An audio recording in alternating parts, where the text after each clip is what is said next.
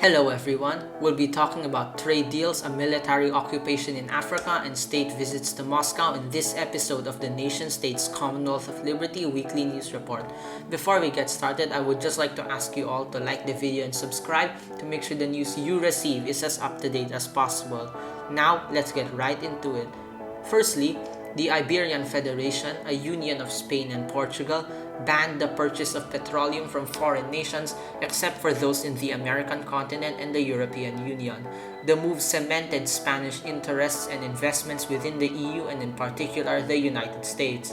Next, Iranian Foreign Minister Nassim Arab visited Madrid to discuss a possible compromise regarding the recent Spanish petroleum restrictions which hurt her nation's economy.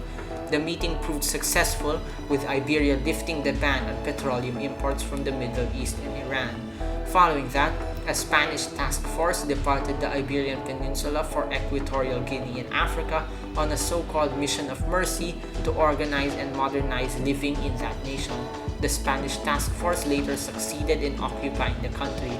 In Middle Eastern news, the Empire of Japan has announced their intention to construct a high-speed railway line connecting the cities of Riyadh and Mecca in Saudi Arabia. The project was announced in a bid to strengthen relations between the two nations.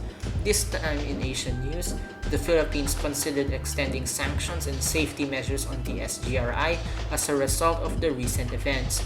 The Philippine government has not announced whether or not they will be extending these sanctions.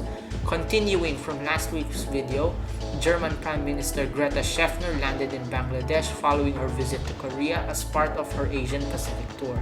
As of now, she is planning to visit Japan and Indonesia next.